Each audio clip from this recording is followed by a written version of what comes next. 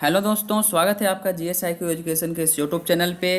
Geography का ये Indian geography का जो सीरीज चल रहा है एनसीईआरटी सार संग्रह महेश बर्णवाल की, तो इसमें आज हम लोग करेंगे एग्रीकल्चर से संबंधित सारे प्रश्न जो इम्पोर्टेंट है उसको देखेंगे। और भी सब्जेक्ट का वीडियो ऑलरेडी अपलोड किया जा चुका है, आप लोग उसको जा करके डिस्क्रिप्शन बॉक्स में लिंक मिल जाएगा, वहाँ से आप लोग उसको देख सकते हैं और फ़ायदा उठा सकते हैं। ठीक है, तो चलिए एग्रीकल्चर बिना देरी किए हुए शुरू करते हैं कि एग्रीकल्चर से संबंधित प्रश्न। तो एग्रीकल्चर एग्रीकल्चर की शब्द की उत्पत्ति जो है लैटिन भाषा के दो शब्दों से मिलकर के हुई है। एक एग्री अर्थात मृदा जिसको मतलब सॉइल बोलते हैं, तथा कल्चर यानी कि अर्थात कृषि जिसको कल्टीवेशन बोलते हैं। ठीक है, तो एग्रीकल्चर का मतलब आप लोगों ने समझ लिया कि क्या होता है। तो एग्रीकल्चर दो शब्दों से मिलकर के बना है, एग्री अर्थात मृदा और कल्चर अर्थात कृषि यानी कि कल्टीवेशन। ओके, देखते हैं कि भारत में ऋतु आधारित जो मतलब प्रमुख फसलें एवं बुआई का जो अवधि है क्या क्या है। तो रबी फसल जिसको शीतकालीन फसल के नाम से जानते हैं, जो अभी हम लोग फिलहाल ये जो महीना चल रहा है आपको अक्टूबर चल रहा है, तो फिर अभी हम लोग जो मतलब इस ये जो समय होगा हम लोगों का, ये होगा हम लोग का रबी फसल का, मतलब रबी फसल की बुआई का। ठीक है, देखते हैं प्रमुख फसलें कौन कौन सी हैं। तो गेहूं है, जौ है, चना है, मटर, सरसों, मसूर, आलू इत्यादि की खेती होती है। ठीक है, बुआई की जो अवधि होती है अक्टूबर नवंबर होती है, जो अभी चल रहा है।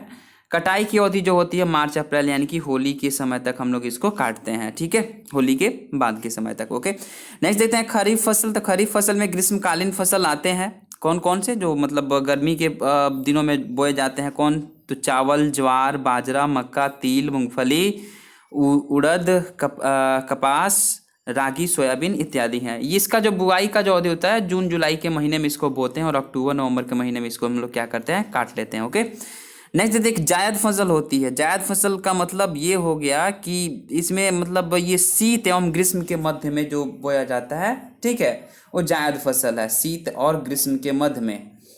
तो जैसे कि इसको हम लोग तरबूजा, खरबूजा, ककड़ी, खीरा, भिंडी आदि विभिन्न प्रकार की सब्जियों की खेती होती है। मार्च अप्रैल में इसकी बुआई होती है और जून जुलाई में इसकी कटाई होती है। ओके, आगे देखते हैं कृषि में युग्म पैदावार का, थोड़ा सा जूम कर लेते हैं यहाँ पे ताकि स्पष्ट दिखाई देगा आप लोगों को। कृषि में युग्म पैदावार का क्या आशय है। तो विभिन्न मौसमों में दो फसलों को उगाना युग्म पैदावार यानी कि जोड़ा पैदावार कहते हैं। मिश्रित कृषि जो होती है, मिक्स्ड एग्रीकल्चर की प्रमुख विशेषता क्या है। तो पशुपालन और कृषि उत्पादन को एक साथ करना क्या कहलाता है, मिश्रित कृषि कहलाता है। पशुपालन यानी कि पशुओं को पालना और कृषि का उत्पादन एक साथ दोनों को करना मिश्रित कृषि कहलाता है। ये देखिएगा एनसीईआरटी के बुक में ये स्पष्ट लिखा हुआ भी है। भारत में संकार्य मतलब चालू जोतों का सबसे बड़ा औसत आकार किस राज्य में है। तो राजस्थान में है। ओके, नेक्स्ट देखते हैं कि दक्षिणी भारत में उच्च कृषि उत्पादकता, दक्षिणी भारत में जो होता है उच्च कृषि उत्पादकता जो होता है, हाई एग्रीकल्चर प्रोडक्टिविटी का क्षेत्र तमिलनाडु का तट पाया जाता है। तमिलनाडु के तट पे सबसे ज़्यादा कृषि की उत्पादकता होती है। भारत में रासायनिक उर्वरकों यानी कि केमिकल फर्टिलाइजर्स को दो सबसे बड़े उपभोक्ता राज्य कौन से हैं। तो रासायनिक उर्वरकों यानी केमिकल फर्टिलाइजर्स के सबसे दो बड़े उपभोक्ता राज्य उत्तर प्रदेश एवं महाराष्ट्र हैं। ओके, आगे देखते हैं पुनर्भरण योग्य भौम जल संसाधन में कौन सा राज्य सबसे संपन्न है। तो उत्तर प्रदेश सबसे संपन्न है। नेक्स्ट देखते हैं कि भारत में अनुबंधित कृषि यानी कि कॉन्ट्रैक्ट फार्मिंग को लागू करने वाला पहला प्रथम राज्य कौन सा है। तो पंजाब है। गेहूं की अच्छी कृषि के लिए कौन सी भौगोलिक दशाएं आवश्यक है। तो मध्यम ताप और मध्यम वर्षा जो है गेहूं की कृषि के लिए भौगोलिक अच्छी दशाएं हैं।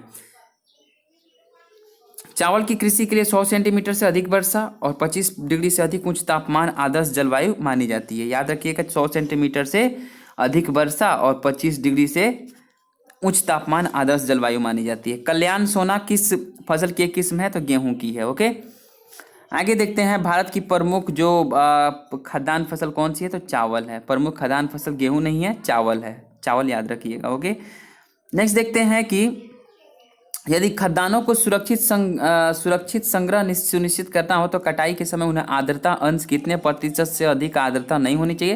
तो 14% से अधिक आर्द्रता नहीं होना चाहिए। ओके, आगे देख लेते हैं यहाँ पे कि भारत के सर्वाधिक क्षेत्रफल पर किस फसल की कृषि होती है। तो चावल की होती है। ओके, मक्का जो है, मक्का मुख्यतः खरीफ की फसल है, परंतु इसकी खेती वर्ष भर यानी खरीफ, रबी तथा जायद तीनों फसल ऋतुओं में की जा सकती है। भारत में चावल की खेती के अंतर्गत सर्वाधिक क्षेत्र किस राज्य में पाया जाता है। तो उत्तर प्रदेश में चावल की खेती के सर्वाधिक राज्य हैं। ओके, भारत के किस क्षेत्र को चावल का कटोरा यानी कि बॉल ऑफ राइस कहा जाता है? तो बॉल ऑफ राइस जो है उसको कृष्णा गोदावरी का जो डेल्टा क्षेत्र है उसको माना जाता है। जया, पद्मा, पूसा, सुगंधा, फाइव, जमुना एवं कृष्णा किस फसल की उन्नत किस्म है? तो धान की है। ओके, ग्रीन गोल्ड जो है वो ग्रीन गोल्ड किसकी किस्म है? तो चाय की है। ग्रीन गोल्ड यानी कि हरा सोना जो है, ठीक है, वो चाय की किस्म है। और धान की फसल को किस जीव का प्रयोग जैव उर्वरक के रूप में किया जाता है? तो नील हरित शैवाल जो है यानी कि ब्लू ग्रीन एल्गी जो है वो जैव उर्वरक के रूप में किया जाता है। मध्य प्रदेश के किस जिले को कपास की खेती के कारण सफेद सोने का क्षेत्र कहा जाता है? तो खरगोन जिला जो है मध्य प्रदेश जो जिला है वो कपास की खेती के कारण उसको सफेद सोने का क्षेत्र कहता है। व्हाइट गोल्ड सफेद होता है कपास, ठीक है, तो सोने के रूप में उसको माना जाता है। तो खरगोन जो जिला है मध्य प्रदेश का उसको सफेद सोने का क्षेत्र कहा जाता है। भारत के किस राज्य को शक्कर का कटोरा कहा जाता है? बॉल ऑफ शुगर किसको कहा जाता है? उत्तर प्रदेश को कहा जाता है। भारत की सभी फसलों में से गन्ने की फसल के अंतर्गत इसके शुद्ध सकल कृषि क्षेत्र से सिंचित क्षेत्र का प्रतिशत सर्वाधिक है। ओके, यहाँ पे देखेंगे करनाल बांट जो है, करनाल बांट गेहूं का एक कवक जनित रोग है जो टिलेटिया इंडिका नामक कवक से होता है। ओके, फैक्चुअल इन्फॉर्मेशन याद रखिएगा। नेक्स्ट यहाँ पे देखते हैं कृषि उत्पादन से संबंधित महत्वपूर्ण क्रांतियाँ कौन कौन से हुई और क्या क्या इसके मतलब कौन से कृषि में महत्वपूर्ण क्रांतियाँ हुई। जैसे क्रांति एक तरफ है और एक तरफ कृषि है। तो हरित क्रांति है तो खाद्यान्न उत्पादन को लेकर के हुई। सुनहरी क्रांति यानी कि स्वर्ण क्रांति जो है फल एवं सब्जी उत्पादन, बागवानी, कृषि, उद्यान, मतलब इन चीज़ों को लेकर के स्वर्ण क्रांति कहा जाता है। श्वेत क्रांति दुग्ध उत्पादन, और कृष्ण क्रांति यानी काली क्रांति खनिज तेल पेट्रोलियम के क्षेत्र में आत्मनिर्भरता जो है कृष्ण क्रांति यानी काली क्रांति के नाम से जाना जाता है। नीली क्रांति जो है वो मत्स्य उत्पादन, गोल क्रांति है आलू उत्पादन, भूरी क्रांति उर्वरक उत्पादन यानी कि फर्टिलाइजर्स उत्पादन, पीली क्रांति तिलहन मतलब तेल से संबंधित तो भी खाद्य तेल। ओके, रजत क्रांति अंडा उत्पादन यानी सिल्वर, रजत वो बोलते हैं सिल्वर बोलते हैं। ओके, इंद्रधनुषी क्रांति जो है कृषि संबंधी समग्र क्रांति, नवीन कृषि नीति से संबंधित कृषि, इंद्रधनुष में सारे रंग होते हैं ना, तो समग्र क्रांति को ये हम लोग इंद्रधनुषी क्रांति कहते हैं। अमृत क्रांति क्या है? तो नदियों की जोड़ने की जो योजना है उसको अमृत क्रांति, यानी पानी तो क्या अमृत के समान ही है ना, तो नदियों को जोड़ने की योजना जो है उसको अमृत क्रांति के नाम से। सदाबहार क्रांति को क्या नाम से जाना जाता है? देखते हैं। सदाबहार क्रांति जो है कृषि उत्पादन को दोगुना करने व टिकाऊ कृषि को करना सदाबहार क्रांति कहलाती है। गुलाबी क्रांति की बात करें तो प्याज उत्पादन और झींगा जो मछली है उसको गुलाबी क्रांति के नाम से जाना जाता है। लाल क्रांति जो है वो मांस एवं टमाटर उत्पादन को लाल क्रांति के नाम से जाना जाता है। बाजरे की कृषि किस जलवायु में की जाती है? तो उष्ण एवं शुष्क में बाजरे की कृषि की जाती है। शुष्क भूमि के लिए सर्वाधिक उपयुक्त फसल कौन सी है? तो शुष्क यानी कि सूखे प्रदेशों में मूंगफली की खेती ज़्यादा होती है। औस और बोरो किस फसल की किस्म है? तो औस और बोरो किस फसल की किस्म है? तो धान की। Okay, paddy. ओके, नेक्स्ट देखते हैं भारत में सोयाबीन का अग्रणी उत्पादक राज्य कौन सा है? तो अग्रणी उत्पादक राज्य कौन है? तो मध्य प्रदेश है। कौशल किस फसल की उन्नत प्रजाति है? तो मूंगफली की है। यहाँ पे देखेंगे हम कि नेक्स्ट देख लेते हैं कि नेक्स्ट प्रश्न देखते हैं किस फसल में नाइट्रोजन संचित करने की जो क्षमता होती है सर्वाधिक होती है? तो दलहनी फसलों में नाइट्रोजन संचित करने की सर्वाधिक क्षमता होती है। दलहनी फसलों हेतु कोबाल्ट आवश्यक है तथा कोबाल्ट राइजोबियम जीवाणु हेतु नाइट्रोजन स्थिरीकरण के लिए आवश्यक तत्व है। भारत को 3/4 से अधिक कच्चा रेशम किस या किन राज्यों से प्राप्त होता है? तो कर्नाटक एवं आंध्र प्रदेश से 3/4 3/4 भाग। ओके, यानी कि चौथे भाग में से तीसरा भाग जो है आप परसेंटेज मिला सकते हैं। तो मतलब जो ये है 3/4 से अधिक रेशम जो मिलता है 3/4 प्लस रेशम जो है वो कर्नाटक और आंध्र प्रदेश से प्राप्त होता है। नॉर्मन अर्नेस्ट बोरलॉग जिसे हरित क्रांति का जनक कहा जाता है किस देश से संबंधित? तो संयुक्त राज्य अमेरिका से संबंधित है। ओके, नेक्स्ट देखते हैं यहाँ पे। तो ये प्रश्न जो है वो हरित क्रांति से क्या आपको तात्पर्य है? तो हरित क्रांति जो है ग्रीन रेवोल्यूशन से क्या तात्पर्य है? तो उच्च उत्पादकता वाले बीजों का प्रयोग कर उत्पादन को बढ़ाना है। हरित क्रांति का सर्वाधिक लाभ किस फसल के उत्पादन एवं उत्पादकता यानी कि प्रोडक्शन एंड प्रोडक्टिविटी दोनों में हुआ है? तो गेहूं का हुआ है। ओके, आगे देखते हैं कि हरित क्रांति में किस फसल का सर्वाधिक उत्पादन किया गया? तो हरित क्रांति में जो सर्वाधिक जो मैक्सिकन जो गेहूं था, ठीक है, उसका सर्वाधिक हम लोग ने उत्पादन किया था। ओके, सर्वाधिक विदेशी मुद्रा जो है वो किस नकदी फसल के निर्यात से प्राप्त होती है? तो सर्वाधिक विदेशी मुद्रा जो है वो चाय का, जब हम लोग यहाँ से क्या करते हैं कि निर्यात करते हैं तो सर्वाधिक विदेशी मुद्रा उसी से प्राप्त होती है। लाल विगलन यानी कि रेड रॉट जो है किस फसल का रोग है? तो गन्ना का रोग है। आगे एक फैक्चुअल इन्फॉर्मेशन देखेंगे, बहुत ही अच्छा इन्फॉर्मेशन है कि मूंगा रेशम का उत्पादन जो है संपूर्ण विश्व में केवल भारत के असम में किया जाता है। इसे वर्ष 2007 में भौगोलिक संकेतक यानी कि ज्योग्राफिकल इंडिकेशन जीआई टैग का दर्जा प्राप्त है। तिलहन प्रौद्योगिकी मिशन की स्थापना किस वर्ष की गई? तो वर्ष 1986 में की गई थी। मक्के की फसल तैयार होने की औसत अवधि कितनी है? तो लगभग 140 दिन में मक्का जो है वो तैयार हो जाता है। यहाँ पे देखेंगे हम लोग कि प्रमुख कृषि संगठन एवं मुख्यालय का नाम दिया गया है। तो देखते हैं कि कौन सा कृषि संगठन का मुख्यालय कहाँ पे है। तो सबसे पहले देखते हैं कि भारतीय दलहन अनुसंधान जो संस्थान है इसका मुख्यालय कानपुर में है। समेकित कीट प्रबंधन एवं राष्ट्रीय केंद्र जो है नई दिल्ली में है। अंतर्राष्ट्रीय चावल अनुसंधान केंद्र जो है वो मनीला में है, फिलीपींस की राजधानी मनीला। अर्ध शुष्क जो है क्षेत्रों हेतु अंतर्राष्ट्रीय फसल अनुसंधान केंद्र हैदराबाद में है। सूखे क्षेत्रों में अंतर्राष्ट्रीय कृषि अनुसंधान जो केंद्र जो है अलेप्पो में है। आगे देखते हैं कि राष्ट्रीय कृषि ग्रामीण विकास बैंक का मुख्यालय जो है मुंबई में है। और अंतर्राष्ट्रीय मक्का एवं गेहूं वृद्धि केंद्र, ठीक है, ये है जो है वो आपको मैक्सिको में है। ओके, आगे देखते हैं यहाँ पे कि प्रमुख कृषि बोर्ड एवं मुख्यालय। तो कॉफी बोर्ड जो है उसका मुख्यालय बेंगलुरु कर्नाटका में है। रबड़ बोर्ड का मुख्यालय कोट्टायम यानी कि केरल में है। चाय बोर्ड का मुख्यालय कोलकाता पश्चिम बंगाल में है। तंबाकू बोर्ड का जो है वो गुंटूर आंध्र प्रदेश में है। मसाला बोर्ड का जो है कोची केरल में है। आगे देखते हैं कि राष्ट्रीय मांस व पोल्ट्री बोर्ड जो है उसका मुख्यालय नई दिल्ली में है। ओके, भारतीय अंगूर प्रसंस्करण बोर्ड जो है पुणे महाराष्ट्र में है। आज और देखते हैं यहाँ पे कि दक्षिण भारत में चाय की खेती जो होती है, दक्षिण भारत में चाय की खेती पश्चिमी घाट की नीलगिरी तथा इलायची की पहाड़ियों के निचले ढालों पर की जाती है। ओके, अब नेक्स्ट यहाँ पे देखेंगे कि भारत में झूम कृषि के प्रकार क्या क्या है। झूम कृषि के प्रकार को देखेंगे हम लोग यहाँ पे। तो देखते हैं, एक तरफ क्षेत्र है यानी कि जो राज्य है, और झूम कृषि के प्रकार देखते हैं। मतलब तो उत्तर पूर्वी राज्य में, जैसे उत्तर पूर्वी राज्य में हो गया असम, मेघालय, मिजोरम और नागालैंड में झूम कृषि होती है। आंध्र प्रदेश व उड़ीसा में जो होता है वो उसको पोंदू बोलते हैं। पामा डाबी, केमान और बरीगा बोलते हैं। पश्चिमी घाट में हम लोग देखते हैं तो कुमारी के नाम से वो जाना जाता है, ठीक है। केरल में पोनम या पोनम के नाम से जाना जाता है। और केरल का ओणम त्यौहार जो है वो भी आप लोग याद रखिएगा, ठीक है, कि ओणम जो है केरल का त्यौहार है। मध्य प्रदेश और छत्तीसगढ़ की बात करें तो बीबर या दहिया, मसान, पेंडा तथा बीरा।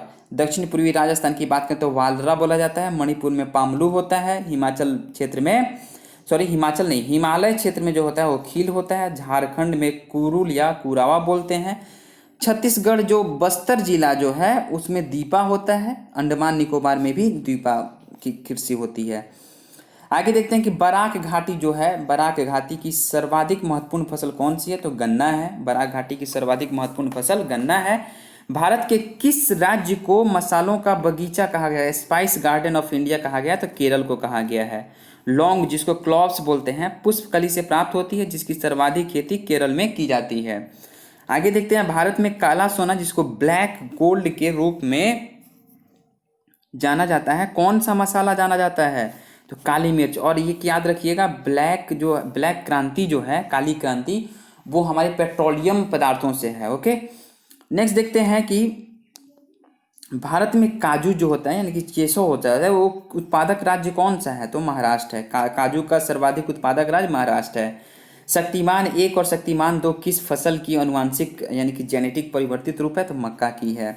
वाणिज्यिक यानी कि कमर्शियल स्तर पर केसर जो है, सेफॉन का उत्पादन जो होता है किस राज्य में होता है? तो ये जम्मू और कश्मीर राज्य में होता है। चाय की खेती के लिए पहाड़ी डाल क्षेत्र जो होता है वो जो है वर्षा का होता है, वो वार्षिक वर्षा 200 सेंटीमीटर से अधिक तथा 24 डिग्री सेंटीग्रेड से 30 डिग्री सेंटीग्रेड तक तापमान तक उसको उपयुक्त माना जाता है। ओके, नेक्स्ट देखते हैं यहाँ पे प्रसंस्करण यानी कि प्रोसेसिंग के लिए हेतु आलू की सर्वाधिक जो महत्वपूर्ण फसल है वो सबसे अच्छी किस्म की कौन सी है? तो ये है ये है कुफरी चिप्सोना है। ओके, ललित जो है किस फसल की उन्नत किस्म है? तो अमरूद की है। ओके, नेक्स्ट देखते हैं। उत्तराखंड में उगाया जाने वाला उत्तराखंड में उगाया जाने वाला अनाज जिसको मंडुआ के नाम से जाता है, मंडुआ यानी कि कोदो, ठीक है। इसका निर्यात जो अधिकांशतः किस देश को किया जाता है? तो जापान को किया जाता है। निर्वाह मूलक कृषि यानी कि सब्सिस्टेंस एग्रीकल्चर के अंतर्गत मोटे अनाजों तथा चावल का उत्पादन किया जाता है। अदरक जिसको जिंजर बोलते हैं कि खाने योग्य भाग को क्या कहते हैं? तो अदरक का प्रकंद यानी कि रिजोम खाते हैं हम लोग। ओके, भारत में कौन सा राज्य जो है खाद्यान्न उत्पादन में प्रथम स्थान पे? तो उत्तर प्रदेश। और एक चीज याद रखिएगा, गेहूं का जो सर्वाधिक उत्पादन करता जो राज्य है वो उत्तर प्रदेश है। 2 नंबर पे पंजाब का स्थान आता है। ओके, और केरल राज्य विश्व में किसके लिए उत्पादन के लिए प्रसिद्ध है? तो केरल राज्य जो है वो गरम मसाले के लिए क्या है? उत्पादन के लिए प्रसिद्ध है। यहाँ पे देखेंगे कि प्रमुख कृषि संस्थान है और उसके स्थान है, ठीक है। कहाँ पे है? तो जैसे कि संस्थान राष्ट्रीय मत्स्य उद्योग विकास बोर्ड की जो स्थान है वो हैदराबाद में है। राष्ट्रीय चावल शोध संस्थान कटक यानी कि उड़ीसा में है। भारत डेयरी निगम एवं राष्ट्रीय डेयरी विकास आनंद में है। भारत डेयरी अनुसंधान केंद्र जो है करनाल हरियाणा में है। गन्ना प्रजनन जो स्थान है कोयम्बटूर में है। ओके, केंद्रीय कॉफी अनुसंधान केंद्र चिकमंगलूर में है और जूट कृषि अनुसंधान संस्थान है बैरकपुर में है। आगे देखते हैं कि केंद्रीय उर्वरक गुणवत्ता नियंत्रण और प्रशिक्षण संस्थान फरीदाबाद में है। टिड्डी चेतावनी संगठन है जोधपुर में है और कृषि विपणन एवं निरीक्षण निदेशालय है वो फरीदाबाद में है। राष्ट्रीय पौध संरक्षण एवं प्रशिक्षण संस्थान हैदराबाद में है। चौधरी चरण सिंह राष्ट्रीय कृषि विपणन संस्थान जो है वो जयपुर में है। केंद्रीय चारा बीज उत्पादन फार्म जो है वो हैसरघट्टा में है। विवेकानंद पर्वतीय कृषि अनुसंधानशाला जो है अल्मोड़ा में है और केंद्रीय कृषि अनुसंधान संस्थान पोर्ट ब्लेयर में। लघु किसान कृषि व्यापार संघ जो है वो नई दिल्ली में है। और नेक्स्ट देखते हैं हम कि यहाँ पे राष्ट्रीय जैव जो उर्वरक विकास केंद्र है वो गाजियाबाद यानी कि यूपी में है और पशु रोग जांच प्रयोगशाला पुणे महाराष्ट्र में है।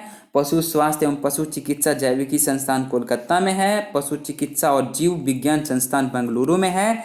पशु स्वास्थ्य संस्थान जो है जालंधर में है। पशु चिकित्सा जैविकी जो है गुवाहाटी में है। राष्ट्रीय पर्सन एवं संबंधित रेशे अनुसंधान जो संस्थान है वो कोलकाता में है और भारतीय प्राकृतिक रेजिन्स एवं गम संस्थान जो है वो रांची में है। गम मतलब समझते हैं क्या होता है? गोंद होता है। ओके, एक इन्फॉर्मेशन यहाँ पे देखेंगे हम कि मालवीय जो है मालवीय विकास अमर आजाद बहार पारस आदि अरहर यानी कि तूर की प्रमुख किस्में हैं। ओके, नेक्स्ट देखते हैं कि कुल फसलों में राज्यों का स्थान क्या है। ठीक है, कुल फसलों में राज्यों का स्थान 2016-17 का ये डेटा है, तो इसको देखेंगे हम लोग। ठीक है, तो प्रथम जो फसल जो है कुल खाद्यान्न जो है उत्तर प्रदेश 1 नंबर पे है, द्वितीय मध्य प्रदेश और तीसरा पंजाब है। कुल दलहन में सबसे 1 नंबर पे स्थान पे मध्य प्रदेश आता है, 2 नंबर पे राजस्थान और 3 नंबर पे महाराष्ट्र आता है। कुल तिलहन में आता है मध्य प्रदेश 1 नंबर पे, दलहन और तिलहन में मध्य प्रदेश 1 नंबर पे आता है और दूसरे नंबर पे दलहन और तिलहन में राजस्थान आता है। ठीक है, और गुजरात आता है तृतीय नंबर पे तिलहन में। कुल मोटे अनाज की अगर बात करें तो राजस्थान में मोटे अनाज पाए जाते हैं, द्वितीय में कर्नाटका और तीसरे में महाराष्ट्र। मोटे अनाज अधिकतर शुष्क क्षेत्रों में पाए जाते हैं जहाँ पे गर्मी ज़्यादा पड़ती है। ओके, मरुस्थलीय भागों में विभिन्न फसलों के उत्पादन में शीर्ष राज्य चावल का सबसे ज़्यादा उत्पादक राज्य जो है वो पश्चिम बंगाल करता है, फिर पंजाब का करता है, फिर उत्तर प्रदेश करता है। गेहूं में सबसे उत्पादक जो है उत्तर प्रदेश करता है, फिर पंजाब करता है, फिर मध्य प्रदेश करता है। बाजरा में राजस्थान 1 नंबर पे है, फिर उत्तर प्रदेश है, फिर गुजरात है। मक्का में कर्नाटका है, फिर महाराष्ट्र है, फिर मध्य प्रदेश है। चना का उत्पादन करने में प्रथम स्थान मध्य प्रदेश है, फिर महाराष्ट्र का आता है, फिर राजस्थान का आता है। अरहर में महाराष्ट्र 1 नंबर पे है, 2 नंबर पे मध्य प्रदेश है और 3 नंबर पे कर्नाटका है। मसूर की अगर बात करें तो उत्तर प्रदेश में सबसे ज़्यादा मसूर होती है, मध्य प्रदेश में 2 नंबर पे है और बिहार जो है वो 3 नंबर पे है मसूर में। नेक्स्ट देखेंगे यहाँ पे मूंगफली की अगर बात करें हम तो मूंगफली जो है गुजरात में 1 नंबर पे स्थान है, राजस्थान है, फिर आंध्र प्रदेश है। सरसों की बात करें तो राजस्थान 1 नंबर पे, हरियाणा और मध्य प्रदेश 3 नंबर पे है। सोयाबीन में मध्य प्रदेश पहले स्थान पे है, दूसरे स्थान पे मध्य प्रदेश है और तीसरे स्थान पे राजस्थान है। सूरजमुखी कर्नाटका में जो है वो 1 नंबर पे है, पहले स्थान पे सूरजमुखी में कर्नाटका है, फिर बिहार है, फिर ओडिशा है। कपास की बात करें तो गुजरात पहले नंबर स्थान पे है, दूसरे स्थान पे महाराष्ट्र और तीसरे स्थान पे तेलंगाना है। जूट की बात करें तो पश्चिम बंगाल पहले स्थान पे है, बिहार है दूसरे स्थान पे और तीसरे स्थान पे असम है। और आलू की बात करें तो उत्तर प्रदेश एक नंबर पे है, दूसरे नंबर पे कौन है, पश्चिम बंगाल है और तीसरे नंबर पे बिहार है। प्याज की बात करें तो महाराष्ट्र एक नंबर पे है, पहले स्थान पे महाराष्ट्र है, दूसरे स्थान पे मध्य प्रदेश और तीसरे स्थान पे कर्नाटका है। गन्ना में एक पहले स्थान पे यूपी है, दूसरे स्थान पे महाराष्ट्र और तीसरे स्थान पे कर्नाटका है। ओके, नेक्स्ट देखते हैं कि भारत में दालों का सबसे बड़ा उत्पादक राज्य है मध्य प्रदेश और भारत में सबसे बड़ा चाय उत्पादक राज्य है असम। सोनालिका, अर्जुन एवं सोना किस फसल की किस्में हैं, तो ये गेहूं की किस्में हैं। ओके, आगे देखते हैं कि थोड़ा सा जूम करते हैं यहाँ पे कि पेनिंग जो है किस फसल के लिए एक लाभकारी प्रक्रिया है। पेनिंग नहीं, सॉरी पेनिंग बोल दिया मैंने, पैगिंग है। पैगिंग जो है वो मूंगफली की एक लाभकारी प्रक्रिया है। एक इन्फॉर्मेशन जो है वो झूम कृषि की एक पत्ती है जिसमें कर्तन एवं दहन कृषि यानी कि स्लैश एंड बर्न एग्रीकल्चर के नाम से भी जाना जाता है। वहीं पे काट करके उसके जो भी मतलब जो भी अपशिष्ट निकलते हैं उसको वहीं पे जला दिया जाता है। ठीक है, गहन कृषि जो है इंटेंसिव फार्मिंग से क्या तात्पर्य है, तो न्यूनतम भूमि में अधिकतम उपज जो है वो इंटेंसिव फार्मिंग से संबंधित है। ओके, आगे देखते हैं प्रश्न को हम। राजस्थान किस फसल का प्रमुख उत्पादक है, तो राजस्थान जो है वो सरसों एवं बाजरा का प्रमुख उत्पादन करता है। भारत के कर्नाटक राज्य में सर्वाधिक कॉफी का उत्पादन किया जाता है, तत्पश्चात केरल और कर्नाटक का स्थान है। 2 नंबर पे केरल है और 3 नंबर पे तमिलनाडु है। भारत में तिलहन का सबसे बड़ा उत्पादक राज्य जो है मध्य प्रदेश है। नेक्स्ट देखते हैं कि उकठा रोग में कौन सी फसल प्रभावित होती है, तो उकठा रोग में चना जो फसल जो है प्रभावित होती है। भारत में जूट की सर्वाधिक खेती किस राज्य में की जाती है, तो पश्चिम बंगाल में की जाती है। भारत का सबसे बड़ा कपास उत्पादक राज्य कौन सा है, तो गुजरात है। भारत का सबसे बड़ा रबर तथा नारियल उत्पादक राज्य कौन सा है, तो केरल है। ठीक है, आगे देखते हैं भारत के किस राज्य में कहवा जो होता है रबर तथा तंबाकू की कृषि की जाती है, तो कर्नाटका में की जाती है। भारत में तंबाकू का सर्वाधिक उत्पादन करने वाला राज्य कौन सा है, तो आंध्र प्रदेश है। ओके, आगे देखते हैं पौधे उगाने के साथ ही मछली पालन करना किस कृषि के अंतर्गत आता है, तो एक्वापोनिक कृषि के अंतर्गत आता है। नेक्स्ट देखेंगे कि भारतीय चाय बोर्ड का मुख्यालय कहाँ है, तो भारतीय चाय बोर्ड का मुख्यालय कोलकाता में है। भारत में 4 गन्ना उत्पादक राज्य हैं, घटते क्रम में है। सबसे ज़्यादा है उत्तर प्रदेश में, दूसरे नंबर पे महाराष्ट्र है, तीसरे नंबर पे कर्नाटक और चौथे नंबर पे तमिलनाडु है। किन 2 फसलों के उत्पादन में उत्तर प्रदेश का प्रथम स्थान है, तो गेहूं और गन्ना के उत्पादन में यूपी का प्रथम स्थान है।